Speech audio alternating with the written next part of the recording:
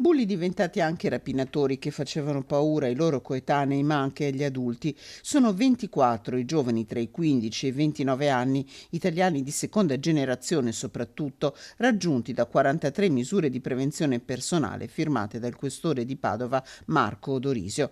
8 di questi sono minorenni. Nei confronti di 6 giovani emessi 7 DASPO Willy e un DASPO urbano per spaccio con il divieto di stazionare dentro o nei pressi di locali pubblici del centro storico della stazione ferroviaria di Cittadella, nonché vicino ai centri commerciali.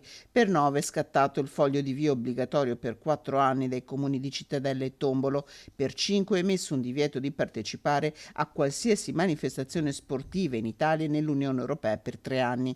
20 giovani sono stati raggiunti da un avviso orale, un 17enne è stato denunciato per rapina dopo che alla fermata dell'autobus aveva minacciato con un coltello un coetaneo per farsi consegnare il portafoglio e 2 sigarette elettroniche.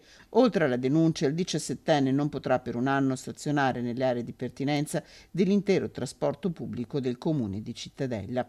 2 in particolare gli episodi presi in esame dalla divisione anticrimine della questura di Padova. Il 18 novembre un gruppo di almeno 7 giovani dopo fine scuola aveva aspettato vicino a un supermercato alcuni coetanei selezionati tra i ragazzi più timidi e li aveva costretti a consegnare il denaro. A rifiuto di quest'ultimi, un ragazzo era stato obbligato a comprare da bere al bar sotto la minaccia di fargli del male e accusato a gran voce di essere un ladro visto che non aveva abbastanza soldi per pagare il conto. Il 12 novembre, invece, 2 sedicenni sono stati sorpresi mentre rubavano pezzi da un ciclomotore vicino alla stazione di Cittadella e accusati di furto, ma segnalazioni sono continuate ad arrivare da parchi cittadini, aree pedonali e supermercati dove la banda entrava con il monopattino spaventando clienti e commesse per guadagnarsi la fuga. Ma il tanto non mi fanno niente non esiste, perché anche questi provvedimenti di natura personale preventiva sono comunque limitativi della libertà,